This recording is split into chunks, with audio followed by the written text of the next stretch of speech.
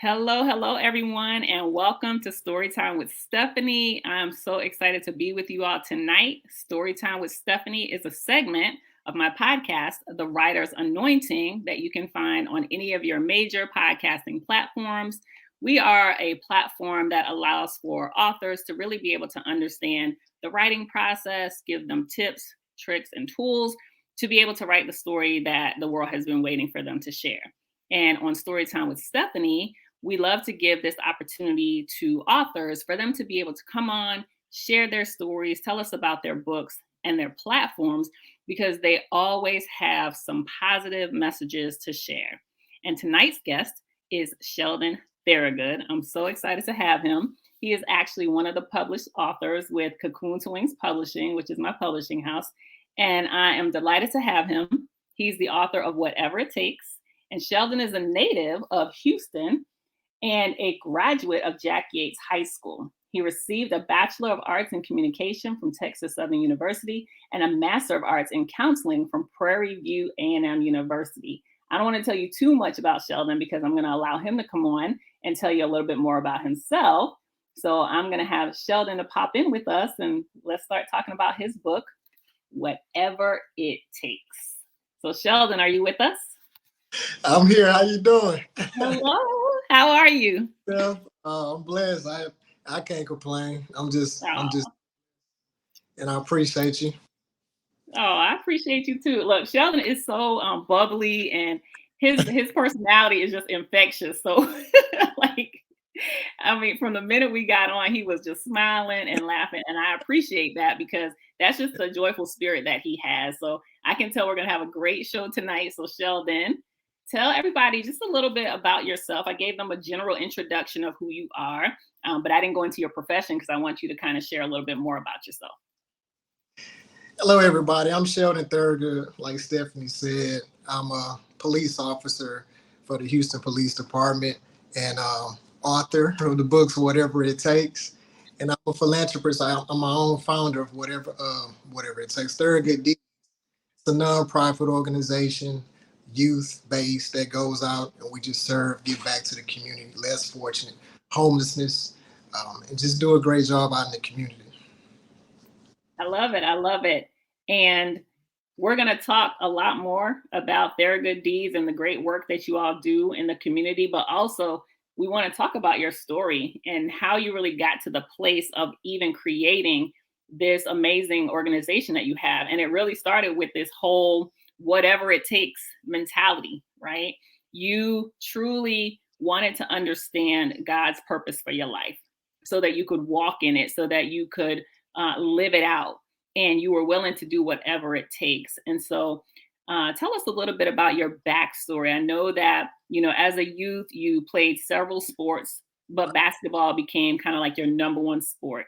You were one of the top point guards in Houston. People knew you all over, and you had the dream of going to the NBA. So tell us a little bit about what happened there. Man, that was my dream. My mama, my grandmother, I know they watch. That was, I mean, so when I was little, I played a number of sports. I played basketball, I played baseball, and I played football. And I really thought I was gonna go somewhere in football. My dad really enjoyed football. I was quick. I was, make touchdowns. I was just a little Speedy Gonzalez, a little Mighty Mouse. You just couldn't catch me. And I was very good at actually all three sports. But basketball was something that my role model at the time was my brother. And so all those guys in the neighborhood was playing ball. And I seen my brother and I wanted to be like my brother. So basketball kind of took over. And just playing basketball at a young age and seeing my brother, I wanted to play with them. They was older than me. So I wanted to play with the big boys. I know I could be better than those, but it just didn't happen like that. It took a lot of, you can't play, you're too short, or it's just not your time. And to me as a kid, I was taking a lot of that in because I wanted to be there. I wanted to be like those guys, but I knew I wasn't up to those guys' standards. I knew I couldn't play like those guys. So I would have to go home. I was crying. My mama, they won't let me play. But I always practiced.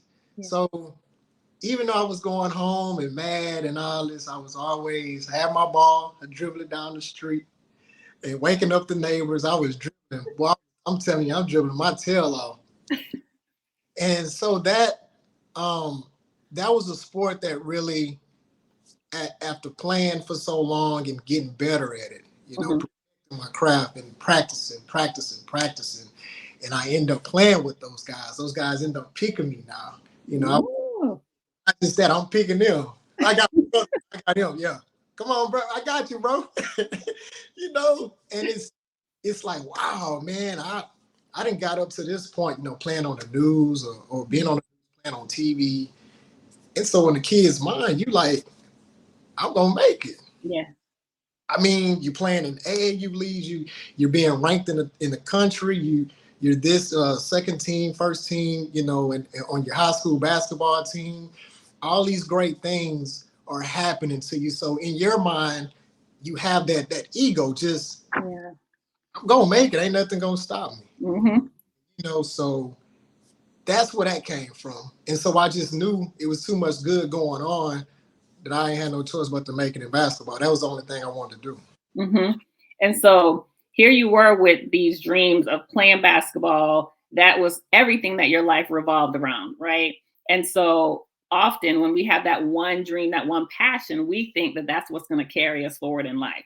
And you allow that sport to kind of become the foundation for you to build your life upon. And you were able to get all the way up through college. And then what happened? So in high school, let's go to high school. So Okay. when I graduated my senior year, so this is when college coaches, this is when you're trying to figure out what school you want to go to, right? Yeah. And so college coaches sending you letters. So when you get those letters, you're like, oh man, I got a letter from here. I got a letter. So everybody crunk when you get that letter. Yeah. Quite a few of them. I got letters when I was a junior. Yeah. And so those letters coming in, and now you pick the school, you're talking to the coaches. So when you talk to the head coach, that's serious, on the phone, or, hey man, we're interested in you. We're looking forward you to come to the school, take a tour. But when I got there, before that happened, you had to take a test. Mm-hmm. You had to take a test. So Mm-hmm. um, really being so prepared for this test, I had to take the SAT. And in order to go to those schools, D1, you had to make that certain score required by that school. And I didn't make it. I wanted to go to Oregon. That was the school that I really was interested in going to. Talk to the coach. I mean, everything was seeming to be, okay. I just need to pass the test. I had SMU. That was a great school I wanted to go to. University of North Carolina at Wilmington. That was another. That coach really wanted me. I had to make the score. So when I didn't make the score, that's when it changed my whole kind of life. You can Mm-hmm. I was looking to go straight to D1. Yeah. That was my goal, going straight to the school that I want to go to, play on TV so my mom and my brother and my family can see me at a D1 school playing on TV. It didn't happen. So when I did make the score, I went to junior college. Okay. That's Yeah, and I had to start all. If anybody familiar with junior college, you're basically starting over again to make those credits, and you have to basically get recruited over again. Mm-hmm. Because at this time, the coach that if you was really, really, really a great player like a LeBron, they'll stay on you. Yeah. But I wasn't fortunate enough to be that great, so they already had like players in line that they can call on and pick. Because I have to go back to another school. So. Yeah. And all this time, you actually you were being raised by your grandma, one of your grandmothers at that point, right? Yeah. Tell us a little bit about that relationship and kind of growing up and how she groomed you and helped you throughout the whole process of you preparing, one, to go to college, but then also as you were going through the things that you were going through with basketball as well. So I was fortunate enough to have both of my grandmothers, Mm-hmm. tough, powerful queens. My grandma, she should be looking right now. Hey, grandma, Hey, grandma. Hey, shout grandma. out. She probably smiling. Oh, boo. That's Northside grandma, right? That's Northside grandma right there. Northside grandma. My grandmother, my Mima, rest in peace. She's in heaven, looking, smiling. I know she's So proud of me. Yeah. He's repping my grandmother's name. I wore her shirt today. I'll be wearing my necklace with her picture on it. I'm always repping my mom. Those two queens, I call them, were very powerful because I started off Northside grandmother, right? Growing up, she taught me the power of prayer, which was one of my favorite chapters in my book. Yeah. Grandma. The power of prayer. We always had to go to church. To learn about God, learn about where you're getting your strength from, learn about how you was able to wake up in the morning, learning about just not it's not all about you. You have another person there to guide you when you need it. When there's nobody else to talk to, you got God you can lean on. You can pray at any given time of the day. You can call on him and he hears you. And so grandma taught me about prayer. I pray. Lord Jesus, I pray everywhere I go now. I pray. Look, before I tell you, I pray to you, oh, Lord, help me. I need you, Lord, come get me. Yes. We got to stay in prayer. That's the only way we can make it through every day. I'm praying, like, Lord, come, I need you. Thank you. And just let me see another day. So grandma was strong on prayer. I used to see how she worked. Her and my grandfather at the time, rest in peace to my grandfather. I mean, just tirelessly working all the time to put food on the table. I was always capturing how she was doing so much in church. She was a giver. She was a nurse. She was a youth pastor. She was a pastor of the church. She was doing so much. Grandma, she was everything. And at that time, I'm capturing everything my grandmother is doing. Mhm. So all those gifts are just coming inside of me. I'm Mhm. just, I'm little at the time, probably being goofy. Boo, come, my mama fussing at me, free over here. But I'm looking because I see this every day, Yeah. and I'm not knowing that these are gifts that's coming inside. That I'm learning. I'm grasping. I'm getting all these gifts. So that's Northside grandma. That's grandma. She's just so giving to everybody. She will give you anything, everything. She's just awesome grandma. Now Mima, I know you up there. You better say I know she like you better not. Mima didn't play. Mima was the one that'll whoop your butt. Mima, Mima was, Mima don't play. Mima kick you out that house in a heartbeat. Y'all ain't finna sit there and watch TV. Y'all better get y'all butt up, clean up this house. But she loved you. And then it was always, I mean, she used to say it so much that it just sometimes it's funny because when you hear that door, we had that little noise. So you knew when Mima was coming when that door opened, you hear that doom. Oh, Mima said, we get up. But what y'all doing? So every time we hear that noise, that door, here go Mima, let's get on. Move, y'all come. So me and my cousins or whoever at the house, we getting up. Mima would have you in the house cooking. You gonna be doing something. mm-hmm. But she was gonna give you everything. She was gonna give you a meal. She would give you a place to stay. Yeah, she'd get on you. That's all about life. Yeah. She was training us. She was training us. And I'm looking at Mima. She had her own catering business. She was giving to the community the whole time. She had people coming to the house. She loved on her family. Everybody coming to our house during holidays, or we doing something because of Mima. She brought the family together. And I'm seeing it. And so she was a very, very both of those guys played so much of an important role in my life. And that's why this book is almost based on them, Yeah. Because of the morals and the values, everything I got from those guys. Yeah. And so those are my two favorites. My grandparents, they raised me right. Yeah, they really did that. They did a great job. So, And hearing you talk about both of them, I really can understand how you got to that place of doing whatever it takes because it sounds like both Northside Grandma and Mima, they did whatever it took, right? To care for you all and to be there for you and to bring money into the household to make sure you were fed. They did whatever it takes. And it sounds like you got that same mentality from them. Before we go on, I just want to say welcome to everyone who's joining. I know people are popping in, people pop in throughout the show. Thank you for being with us. If you're not able to watch live, you can definitely watch on the replay. But we are with Sheldon Theragood, the author of Whatever It Takes. And we're just getting a little bit of backstory about how he got to the place where he is today, and the inspiration that both of his grandmothers played in raising him, helping him to grow into the man that he is today. And so Sheldon has already talked to us about some of the things that he was pursuing as far as basketball, and how basketball actually took him to junior college.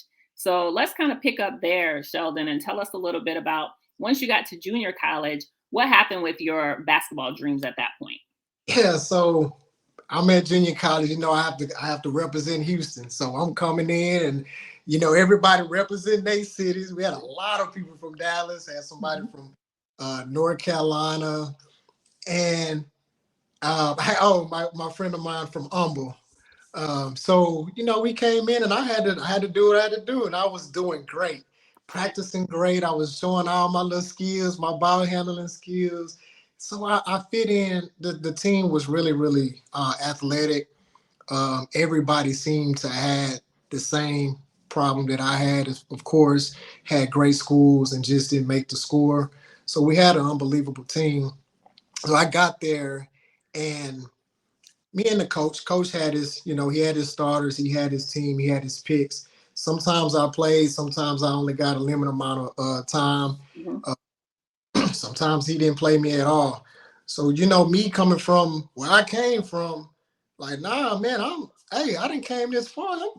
My You're like, mama, I'm the number one point guard. Why am I not playing? I'm I'm Sheldon Theragood, JY. Uh, Mama in the stands. Hey, bro, y'all. Waving at her on the bench.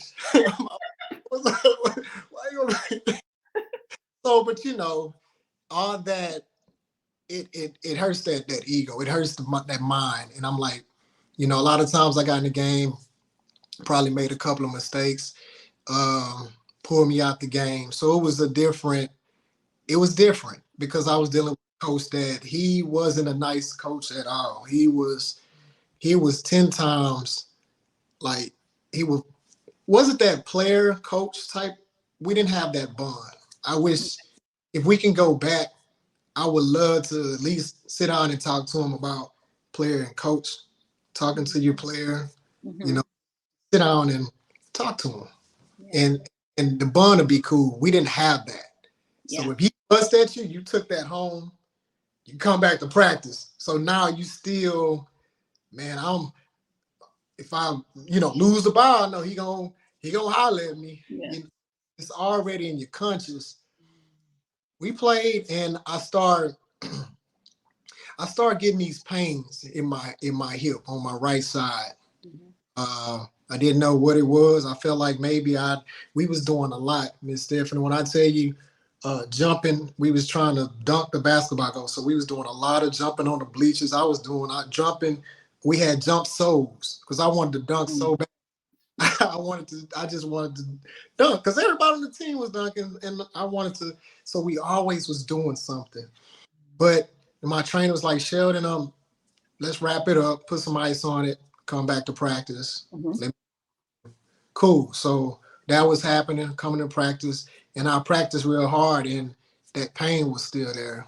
And so once again, wrapped it up for at least a whole month. And so I was dealing with this pain for a minute, just shaking it off. Mhm. And so now it was kind of hurting a little. It just kept hurting. Yeah. He told me just, go to the doctor and check on it and see what's going on. And that's when I found out that I had arthritis in that hip.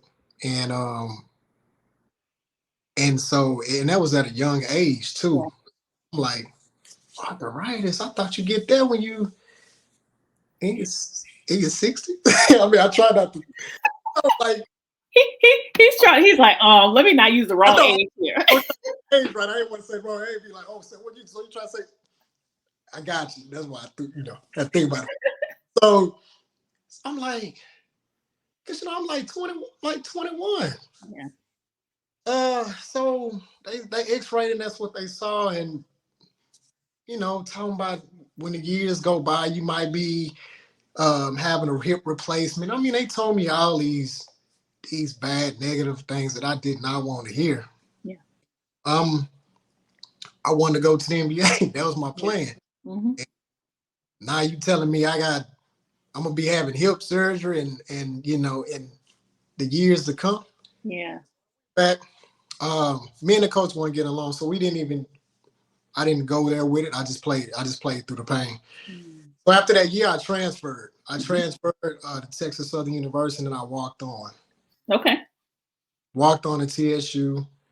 Uh, got the credit hours. Did everything I was supposed to do. Talked to the coach. He was like, "Yeah, Sheldon, come on in.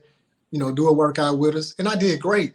Everything was going great. We had a maroon and gray game. I was on that team. Hmm. Played in front of my friends. Played really great in front of the coaching staff. They loved me. But then the pain was happening both hips now. Now I'm like, man, hold on. Now it's I'm having this pain come back, that sharp pain. Yeah. And it I went step when I tell you I played through this pain for a long time. Why do So, athletes do that? so I mean, it's just because you want it. You with the attitude I had, I was going through camps and all that. So your coach was always saying, don't give up.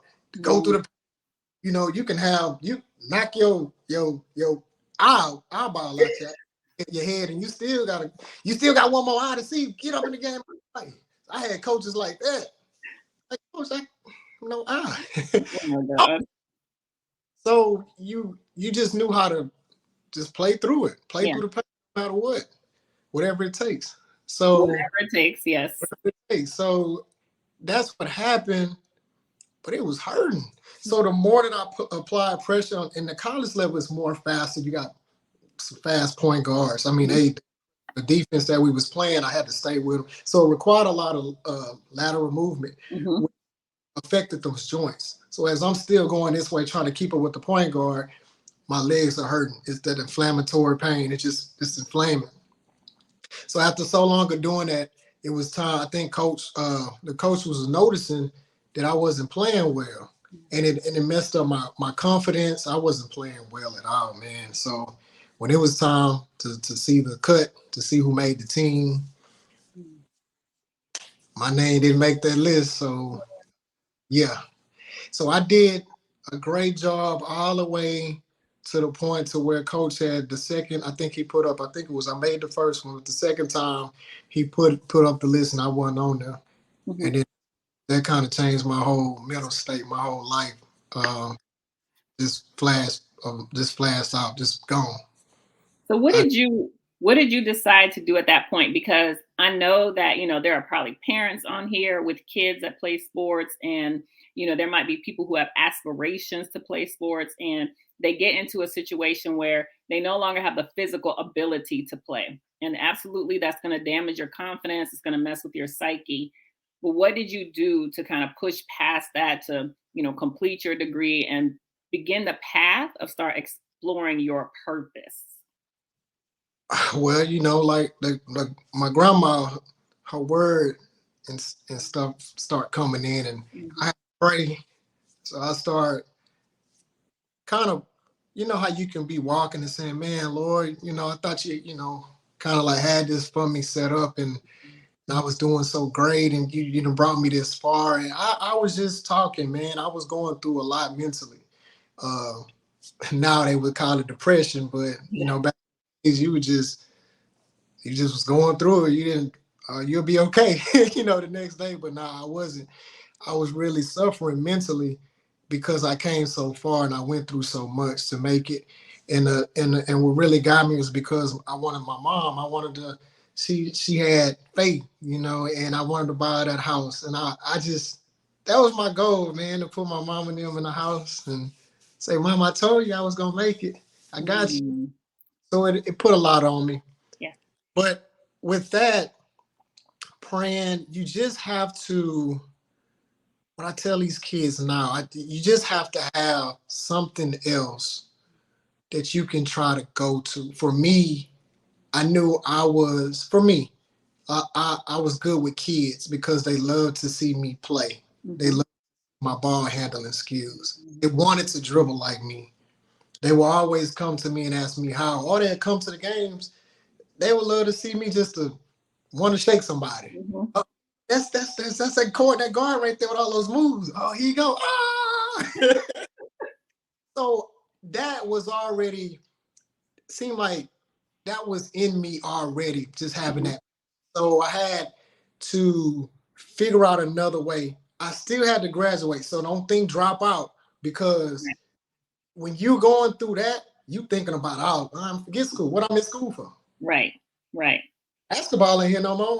What am I going to school for? Mhm. But I couldn't because I still have mom. I still had to make mama proud. I Right. still, you know.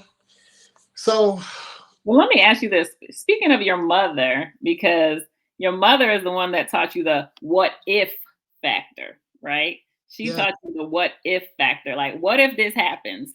And you actually had an experience that you share in the book where that what if factor came into play. Do you mind sharing a little bit about that situation?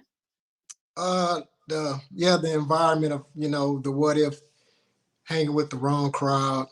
My mom will always uh great mothers will always tell their kids about not doing certain things. Watch who you hang around with. You can kind of tell your friends if they telling you to do something wrong, and that's not how you was raised, and right from wrong. You should. So mom was just the what if you get in trouble? What if you go to the penitentiary? And I had hung around. It was a time that I did hang around the wrong group of friends, and, uh, doing the wrong thing and trying to be cool. Yeah. Time I was cool, Sheldon just a cool cat, the basketball cool guy, whatever. And so it was like we dressed up, me and my friends. We was a great dressing crew. We was fly, had the J's, the Jordans and the Air Force, the nice shoes and stuff like that. So I was in. I fit in, but those guys were just on another level from me. But I was just trying to be in. Mhm. And so one day I was in and wanted to do some things with them, and it was bad. And I already knew, like, it was coming in my head, like my Mhm. mama was right there saying, "Boo, now what if?" And it was already too late. I was already in the car, Yep. and we just rolling, but nothing happened that night when I was with those guys and they was trying to do something wrong. Nothing happened that night. If something would have happened and we would have gotten in trouble, caught up with the cops or anything, yeah, we would have went to jail. And mom already told me about the what if, and I didn't listen. Yeah.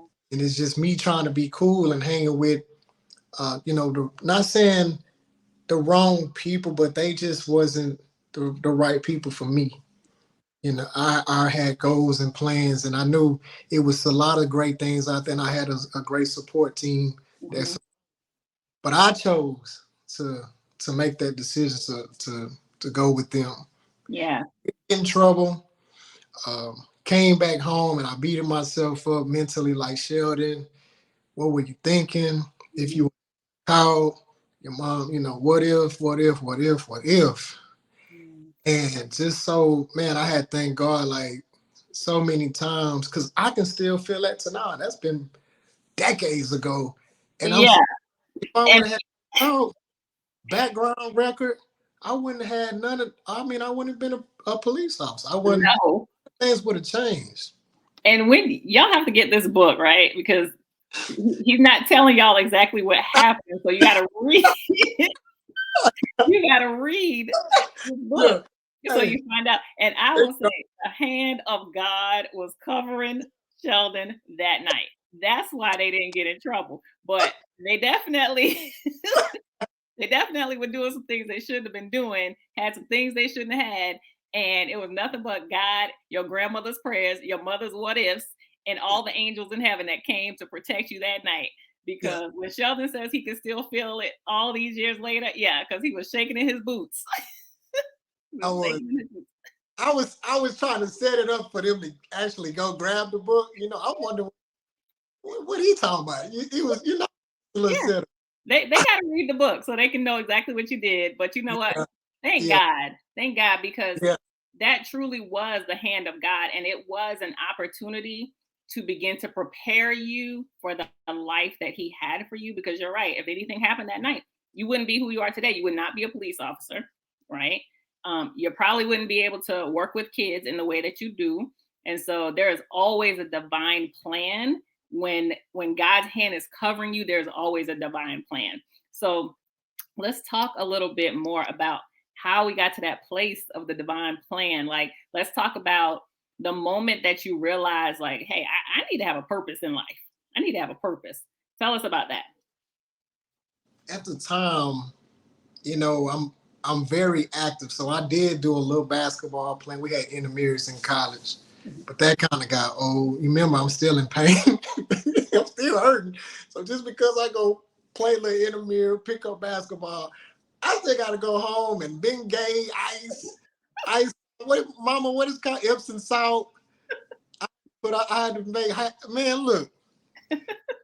So, but now I had to figure out. I had to work. I had to find me a job. I just couldn't sit there and just keep fooling myself like, Sheldon, you can still be able to play. I couldn't. Yeah. I could. I had to be realistic. It's real life now. Yeah, basketball is over. I just had to try to get that in my head. Yeah. What else? What else next? So I had to try to find a job. Mm-hmm. Did I coached a little bit. I helped some coaches during my school time. Some coaches had asked me if I wanted to help them with the kids, and I did that. I did a lot of that helping. But still, I wanted to do something for me and to figure out a way to make some type of impact in some kids' lives. Mm-hmm. So then I got hired on the Harris County Juvenile Detention Center. Mm-hmm. And I was like, man, I don't know how this is gonna go, but I knew because I heard a lot. Like those kids, they locked up, they fight and jump each other, they jump on the staff. I'm like, I said to my brother, like, I wish they come up here, they want to. Hey, I wrote, y'all got to get the book. I can't, look, run up if you want to. I didn't want to run up, but. Those kids might have run up on you and broke your hip. Hell, man, I ain't gonna, look, and I was skinny. I was a little too big. Gained a little weight, since then, but I was a little, skinny little thing, man, and coming through there. But I sparked their attention with my shoes, with the Jordans, and just fresh. Oh man, they call us Chief. Oh, Chief got the new J's. Oh, Chief. So they already seen you as the cool DO, detention officer, because of how you looking.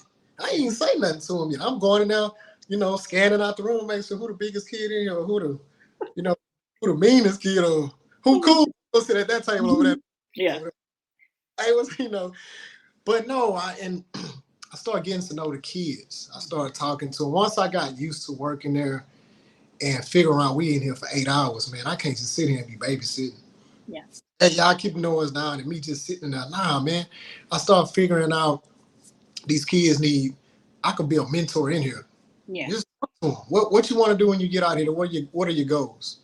And they'll tell me and things of they'll tell me they charge, because I always want to know what they're in there for. Hey, I'll be like, you're like, wait a minute, did you kill somebody? Because I need to know, how close can I get to you? Hey, I want to know, like, what you in there for? And they'll tell, and then some of them did. We had kids that we had some kids. Yeah. I'm just gonna tell you, we had them all. We had them all. But they gave me their story. They was able to get comfortable to me to talk to me about this. I'm like, well, so what's up, man? Like, what's your background like? What happened? Mm-hmm. And they'll tell me about, the family, the environment, hanging with the wrong group of friends. Mm-hmm. And that's usually where most of the crime come in, is them and their friends. Yeah. And how they was raised at home. Mm-hmm. And have role models and mentors. The streets was their role models and mentors. So now I'm in here trying to get them to focus on another plan, something that they can do when they get out here and focus on goals. Yeah. Okay, so I know you're in this gang. Or are you trying to stand? Is that gang paying you? Or they paying your bills? They pay your taxes? Those they take care of your insurance. They take care of your. I'm just throwing stuff in there because I want them to know. Nah, they ain't doing it. So what's the purpose? Right.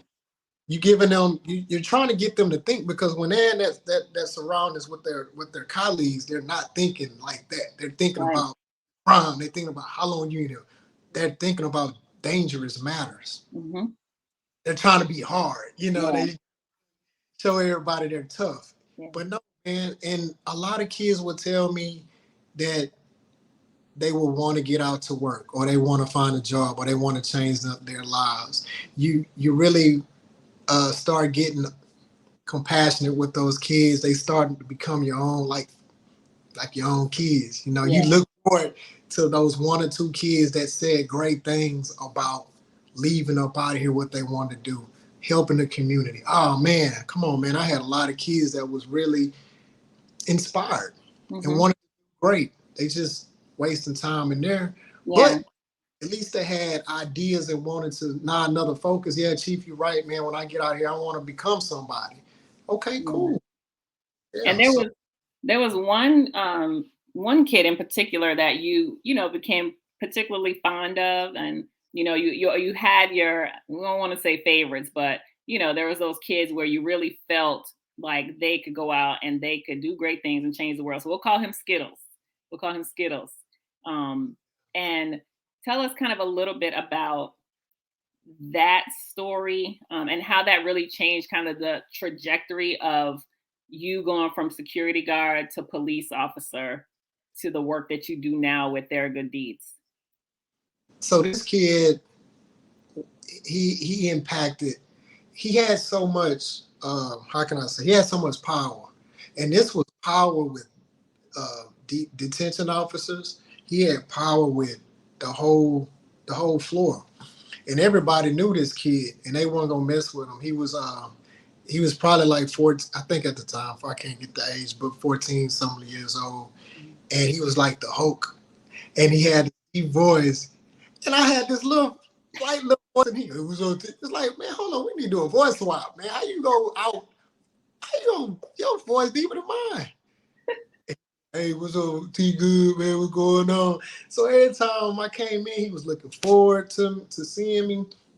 We'd chop it up every single time. I would sit down and say, hey, so what's the game plan? I heard you're supposed to be getting up out of here soon. Yeah, man, it's been a long time coming. I'm like, man, I'm proud of you, man. I'm very proud of you and everything. Now we didn't spoke. I'm just giving you the end, but we didn't spoke so much years Yeah. before about what we trying to do when we get out. When he's trying to get out. He was in the gang, so he's trying to get out the gang, and he, I think he wanted to focus on football, and he just wanted to do better for himself. He just had a lot of things that he wanted to do, and I was so proud, and I couldn't wait till they released him. And that day they did, and on that day, we were so excited, and I went up there, I said, man, you finna get out of here, okay? Because I want, usually you're running to these guys in the what we call it the free world, what they call it the free. So you're running to them, but even if you didn't, you would still know you didn't gave him a great word, and he was able to take your word and listen and wanted to do right for himself, do right, man, and just change his life. And that meant a lot to me, man, because I knew that's what he was. I know he was gonna do it. I mean, he was just that tough type of guy that wants to make a difference. Yeah. Got released, cool. Got released, and a couple of weeks later, I got the word back that he got killed, and that came back to me, and that's when these are the at the time I was like, wow, man. I'm trying to figure it out. Of course, I can't figure it out. Yeah. But that's me trying, just like basketball. Why did I ain't make it? Why my leg got hurt? It's just me trying to figure it all out, put it on myself. But I couldn't let it. I couldn't let it get me down. I still had to. I still had to fight. It still was 20. Well, all these kids I deal with every day. I could not, let them help them out as well. Yeah. So after I kind of got over it a little bit, I started going hard on the kids that was already in the units. But after that happened, I tried to figure out another job to do to kind of uh, help prevent them Yeah. from to the juvenile justice center. So I said, man, what else could I do? I said, man, I'm gonna join the police department. All my kids, and nah, you, man, that's how we got here, man. You gonna put us They in called you here? a traitor. Yeah, I said they didn't got cool, man. T, man, you traitor, man. Man, T, you 12, man. You 12, like 12. What you mean when I'm 12? What was? They knew all the street code and everything Yeah. before I knew. I didn't know, but when I told them, when I explained it to them, why, man, I want to go out there and help you guys, but to try to help y'all prevent you guys from coming back in here. Because y'all be coming here 2 or 3 times. So at least I can be an officer to go out there and try to help stop it before y'all get here. I can be that officer to be like, hey, you're going in the wrong direction. Let's try this. Let's try this again. Yeah. I can save a lot of kids, and I might can't save everybody, but I can at least do my part. Mm-hmm. Get Yeah. them to have a number, or what you call it, the stats, the statistics of, kids going to jail, juvenile, and all that type of stuff. I knew I can help solve, somewhere. And so when I got hired, I did a lot of that. I actually helped a lot of kids. I would go to different communities and play ball. I still go outside, get out my police car, and tell them they can't play no ball, and be like, whatever, come play. And I'll play them in one-on-one. And I didn't know at the time that I was building that relationship. I was just doing it out of love and compassion for Yeah. kids. Basketball, I just knew it. But at the same time, the community looked forward for me coming back and Mm-hmm. playing with kids. And so I'm helping all these kids and doing that same thing. I'm just loving it for so many years. And I was able to talk. So you play ball with them. Now you Mm-hmm. able to talk to y'all for a second. Yeah. So right there, you're already saving. Yeah. You might not, because you got an officer that's talking to the kids. It ain't about them. It ain't me locking them up. It ain't me. They ain't do nothing wrong. It's just me helping them, just giving them some game to keep them out of jail, keep them out of juvenile detention. Mm. So that that was a great. I mean, that was great. But I'm just telling you, from that point, I'm just knowing that this is all was God's path. Mm-hmm. Yes. I'm just flowing. I'm just going with it, right? And I'm Yeah. still trying to figure this thing out. Like, man, I'm a popo police officer right now. But it's so interesting that you transition from security guard to police officer, and you actually at some point in your life there was a deacon in your grandma's church that asked you a question, that asked you what is your purpose, and you at that point had no idea, right? And there it was, you had to now go on this journey to figure out what is God's purpose for my life, because at this point basketball is not it. I don't believe being a security officer in the detention center is it. And now I'm a police officer and I'm seeing the bigger picture, right? And you knew that now being here out on the streets with these kids, you had a chance to save them so that they didn't go to the detention center. So all this stuff started lining up for you, right? And you began to see the impact that you were having on these kids in the community. And what I love is I really feel like you were probably one of the most compassionate police officers I've ever encountered in my life.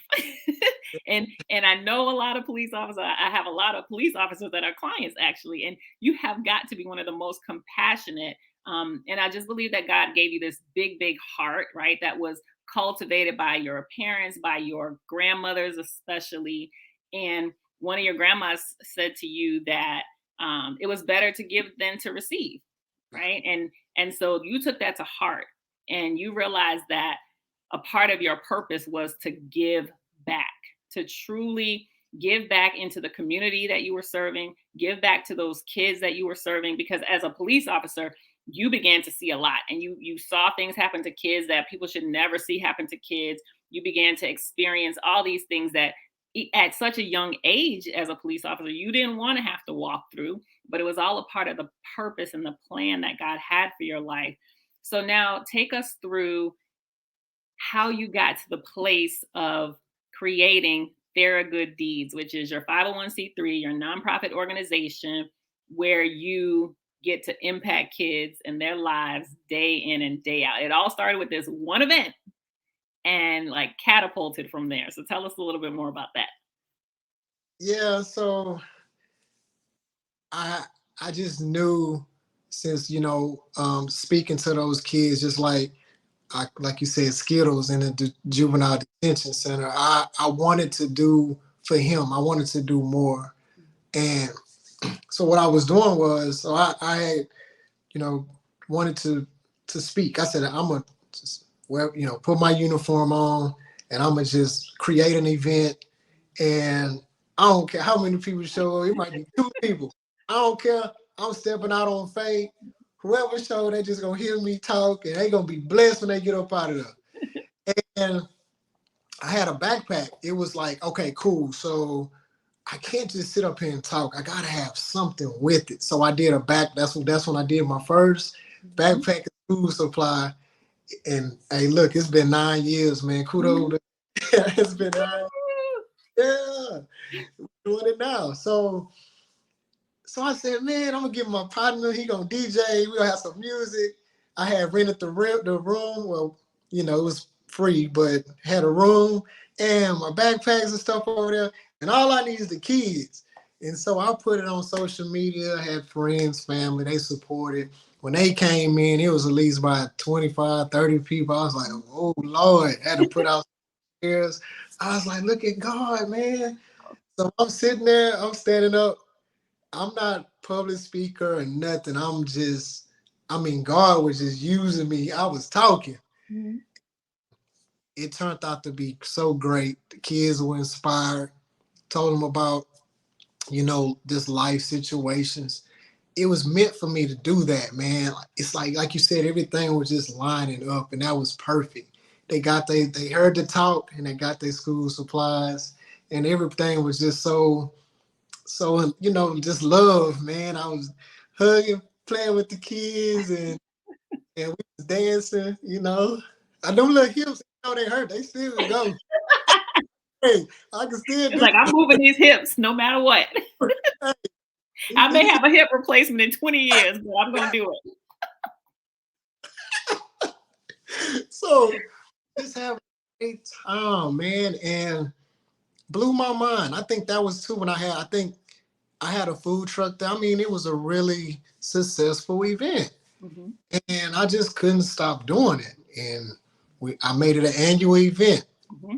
And so Theragood D's at the time, at when I wanted to do was have these kids to go out and do great things in the community, because I wanted to show them that it's people out there that don't have. I don't want them to just take life for granted all the time. And you seeing all the things that we do have. Okay, my mom bought me this. My mom bought me that. I have a place to stay. I have clothes on my back, food. But these some people that don't have that. Yeah. And I want to see that and give, and to understand that for themselves can help change their lives and impact as they see people that's in need, and they know how to give to those guys. And so we created a team to do that, and we made all types of annual events. Christmas, well, we killed the holidays. Thanksgiving, and we had nursing home bingo and gumbo. The kids would come in, bingo with the elders. We did breakfast for the homeless underneath the bridge. Come on. We was doing hosting all types of events. These kids, they know how to give. They just little kids. So you would have them all the way from 4 all the way up to 17, and they just learning how to give, and doing that. And they'll tell you what they was doing. I asked them, hey, Little such and such, what you here for? What you doing? Giving to the homeless people. Oh, These little babies, and they're learning at a young age they're putting other people before them, right? Just giving to these guys that don't have, and that was pretty cool. That God was able to put that in my heart, man, to do show those kids, because too it can help at home. You know, you got these Jordans and you got different clothes that you really don't need because you already have it. But then yes. other people your same age that don't have shoes on their feet at all. So do you really need those shoes? Yeah. Do You've you you you've not only been able to transform their lives, but their thinking, their mindset, right? mm, And when you can get to a child early and shift their mindset from me to, outward, to thinking about other people, to caring for other people, you create so many more young Sheldon Theragoods in the world, right? Or Sheldonita Theragoods for the little girls in the world, right? yeah, And I love that because you have truly made this your life's mission, and yeah. you've gotten other people on board to the point where you've actually been recognized and honored and awarded so many times, right, in your community for the great work that you're doing. And it's so inspiring. And I know, we're running a lot of things across the banner as far as where to purchase your book and how to contact you. They can contact you personally on Facebook or Instagram at Sheldon Theragood.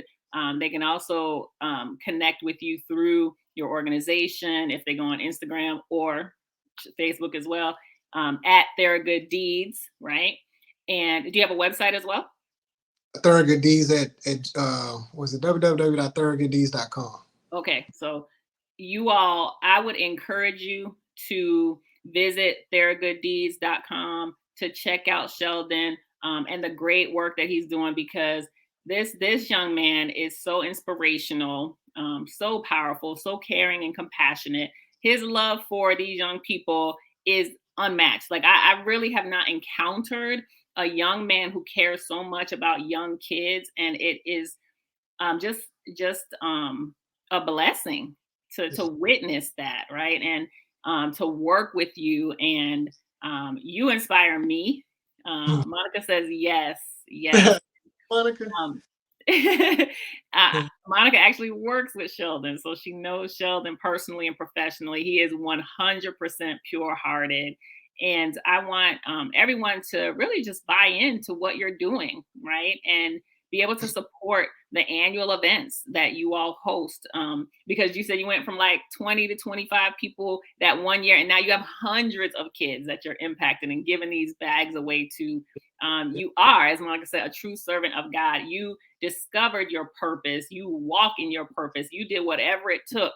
And when people read this book, they're gonna see like you really were. You're like, look, I'm gonna just do whatever it takes for me to walk in God's purpose. And that is just such an inspiration to me. I hope to the guests as well. If anyone has questions or comments that you want to share, feel free. We have some more time. We'll throw it up on the screen so that we can answer your questions.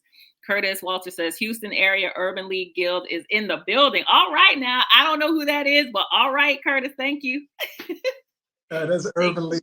That's a organization do amazing things in the community as well. Excellent, excellent. And so, see, they're one of your part. You have impacted so many people that even organizations are inspired by what you do. And so thank you, Curtis, for sharing that, for representing, for being here to support Sheldon, and for all of you all who have joined tonight. So one of the things that you do in the book, Sheldon, is kind of after each chapter you give some keys to success, Correct. because you want people to know that this is not an easy road that you walked. You really had to sit back, you had to take in the experiences that you were having, and you had to really outline for yourself what were the things that you had to do to be successful, what were the things that you had to maintain, right, and what were some of the things that you had to give up. So if you think about some of the things that you instill into these kids that you work with today, these young men and young women that you inspire, what would be maybe like the top two or three keys to success that you would share with them to drive them to be everything that God has called them to be in this earth? Well, I was actually look. It's so many that I have. It's like, wow. Yes, I mean, yes, you gotta get it, guys. I gotta get, but yes. uh, I mean, when life throws you lemons, you must decide to how to make something out of it. Mhm. And that's just like me. I life threw things at me, but I still had to figure it out. I still had to not give up. I still had to figure out how to make that lemonade out of those lemons that life had threw at me. And that's a great thing. Is still just walking it and not giving up your faith, not giving up what your purpose is, not giving up on yourself. Just keep going, because that's just what life is. It just throws different curveballs at you. Just be prepared for it. Yeah, yeah. Even and I won't tell the story, but there's a couple of things that you shared about when you went through the police academy. As I was reading, I'm like, Lord, is he gonna make it? Is Yeah, he gonna make it through the police academy? I you know, was. I was like, I know, now here you are on the other side and you made it, but it's like Yeah. reading the story. I'm like, God, is he gonna make it? I feel so Hey, bad for all the look, things. look, look, Oh, man. That was probably the most funniest, yeah, funniest part chapter of the book, man. Because yes. it was so hilarious on what I had to do to yeah. But you made it. You did not give up, and I, I literally, when you read it, I cracked up. I'm like, oh my God. Monica says, man, the academy back then was no joke. I can only imagine just by reading that chapter and what you went through. But that was an example of just what you said, not giving up, no matter what they were doing to you, no matter what you had to go what it, through. no matter what, and that was it. That was a big challenge. It was tough for me because I almost didn't make it. Yeah. I kicked me out if I didn't pass that part of the academy.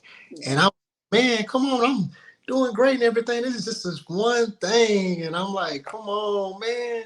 But those just challenges that just keep coming at you. You can use that in life when things just keep pounding you. You're like, man, I'm gonna make it. I'm gonna pass.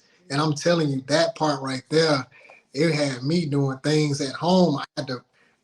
Look, she laughing. I was at home. Look, I just tell you, I couldn't No, sleep. don't tell them. Don't tell them. Let them get the book. Okay, get the book. Well, you know that part. Yeah, so I'm going to one of these training things, and I'm trying to get people to help me. Whew. But y'all get the point. Just never give up on your dream. Never give up on yourself, no matter what. Life is just not easy, and that's what this book is all about: is persevering through your challenges, adversity. Absolutely, absolutely. So, Sheldon, it's been a joy. Every time I talk to Sheldon, interact with him, it's just a joy. Like he always puts a smile on my face because he always got a smile on his face, and I appreciate that so much. Those of you who will listen on the replay, those of you who are going to listen on the podcast, we're running his information across the screen. So, where to purchase his book, where you can follow him, we will also in the podcast make sure that that information is listed so that those of you who are listening on the podcast can click the links and be able to get to Sheldon's information pretty quickly. I just want to thank everyone that joined us live, those who will listen on the replay, those who will listen on the podcast. And I especially want to thank you, Sheldon, for being a guest on season 3 of Storytime with Stephanie.